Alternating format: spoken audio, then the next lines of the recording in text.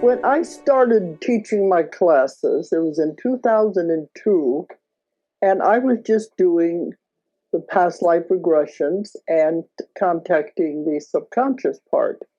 I hadn't done much of the healing yet. So at that time, we were just calling the class Advanced Past Life Regression. But then as the time went on and we found how powerful this was and what we could do with it, a lot of the students began saying, you know, advanced past life regression doesn't really tell what it's all about. This is so much more than that. We think you should change the name. So it was a few years ago, we decided to change the name to quantum healing hypnosis technique, because that's really what it is. It's quantum. It's so big and so important. So we called it QHHT, because it's way beyond past life regression. And that's where the name is stuck now. And this is the healing technique that we've now been teaching it, well, since 2002, that's 12 years.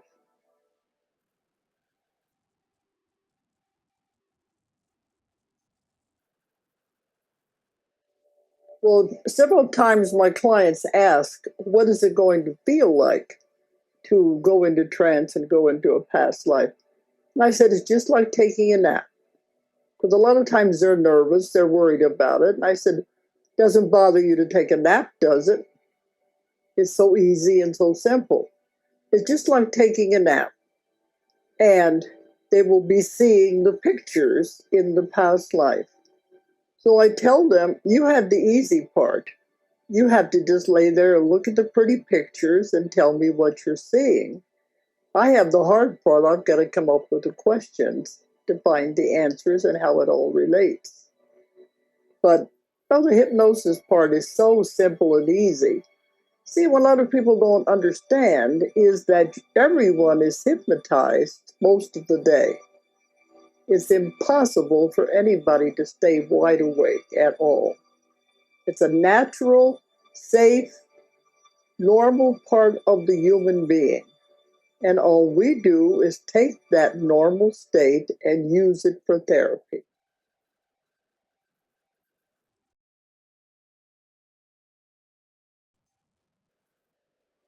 Well, as part of this technique, the very first thing that you do is take the client into a past life, because a lot of the answers will be found there, because some of the answers in this life go back to other lives, whether they're illness, their phobias, or whatever. So the past life, though, is the beginning. It's the tip of the iceberg, because we go way beyond that. But going into a past life is very simple, very easy. And you do it with the hypnosis. But I never know where the person is going to go. That's the fun of this, because it's always out of the blue. We never know the connection. But they will always go to the most appropriate time and place to explain what's happening in their life right now. And they find their answers that way. But the past life is just the very, very beginning. Then we go to this great power that I work with. That's where all of the healing and all of the answers and all of the very important work comes from. But the past life is easy. Just go into a trance and go back into the past to find out the most appropriate life for you to look at.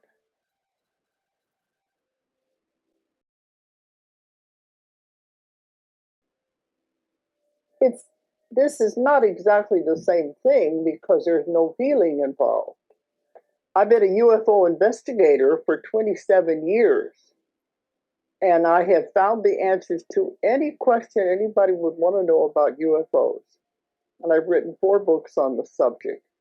And we were able to contact ETs through the normal method of hypnosis, the first part with the past life regressions, and able to get that. And many times during the session, when they go back to a past life, they go back to one where they were an alien on a spaceship or on another planet. You never know where they're going to end up.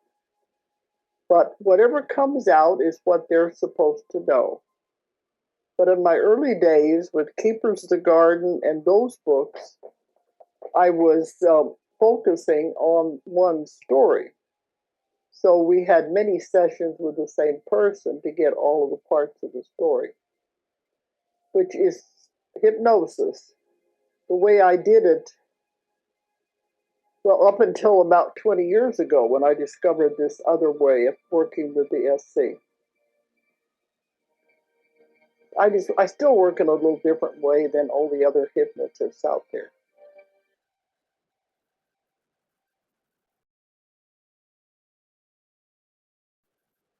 But, I've been doing this work for 45 years.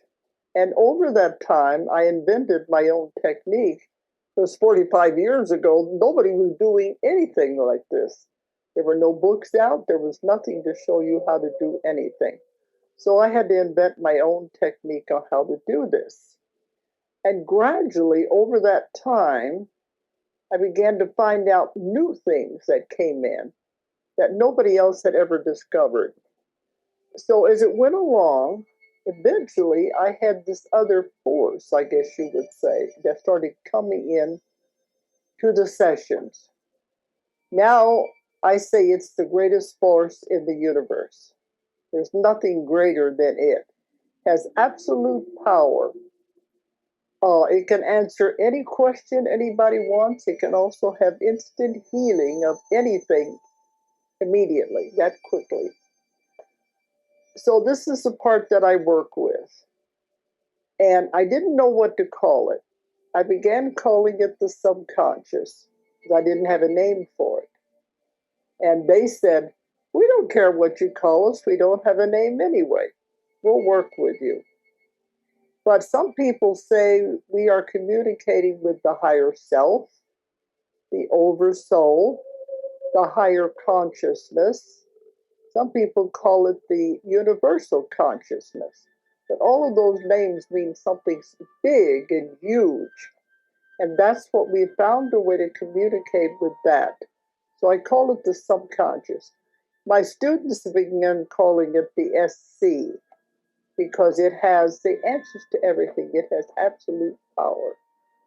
And it is also total love. It's a joy to work with because I've seen the miracles it can do. It enters into the person and does all the healing instantly. It's beautiful and wonderful to watch. And that's the energy that I'm working in constantly. It's beautiful and very, very effective.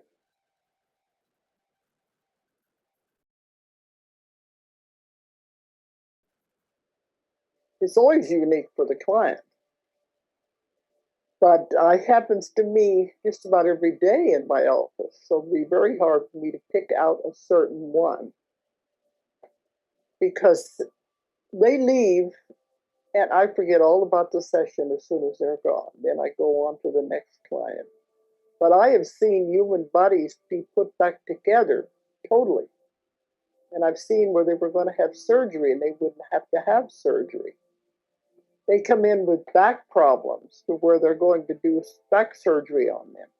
And during the session, you can hear the bones popping and cracking. And I asked them, the SC, what are you doing?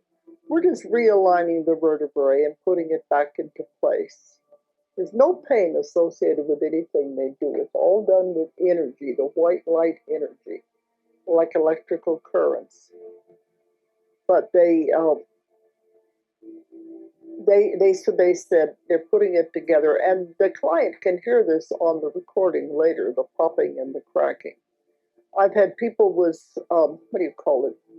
When the backbones are bent, cirrhosis. I've had the back be completely straightened out. I've had things that are absolutely impossible be done.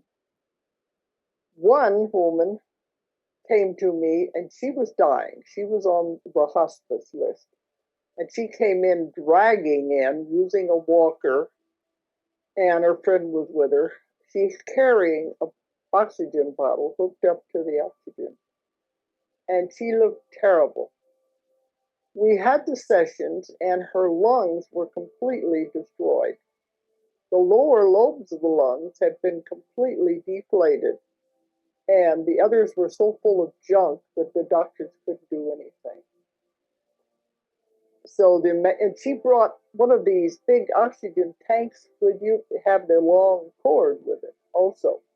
So she brought that and put it in another room and hooked herself up to the long tube. Well, when we had the session, the SC began to work on her. It went all the way through the lungs, and it reinflated the lower lobes of the lungs. And it cleaned out all of the junk out of the other parts of the lungs. And it does this very quickly. It doesn't take it very long to do it at all. And while we were doing all of that, the power in the building went out. Of course, I wasn't so worried about it because it's recorded now on the little digital recording. But the power went out. Well, the oxygen machine that was in the other room began making this screeching, horrible noise because the power had been cut off. And so I asked them, "What's that?" They said, "Oh, it's that oxygen machine. Don't turn it off. She doesn't need it anyway." So I turned it off, and she didn't have any more oxygen the whole rest of the time she was there. But by the time we were finished, it was like a miracle. She didn't even look like the same person. Her friend came to get her, and she walked out of there with no problem whatsoever. And when she went back to the doctor, she told him, "I want you to x-ray my lungs again and see what they look like. Especially focus on the lower lobes." The x-rayed, he said, "Well, there's nothing wrong with your lungs." But this is one of the success stories I like because the woman is telling everyone that she can meet about the story. Because this happened 2 months later, we had our transformation conference. She came to the transformation conference, and she was running all up and down the halls and back and forth between the hotel and the auditorium, laughing and having such a wonderful time. And you wouldn't even realize it was the same person. And she ended up taking the classes, both of them. And she tells everyone that she can meet about the wonderful results that the doctors have no explanation for. But one thing I liked, she said, was when she got home, we got a card from one of her daughters, and they said, "Thank you for giving us our mother back."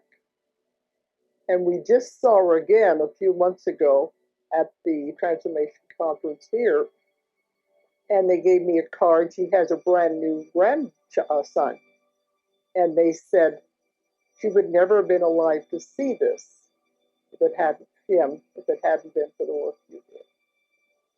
So that to me is the greatest satisfaction, to see these people's whole lives completely reinvented. And now she's helping everyone with QHHT too. This is where I get my happiness and satisfaction from teaching this, discovering it and teaching it, and wanting the world to know how powerful your mind is.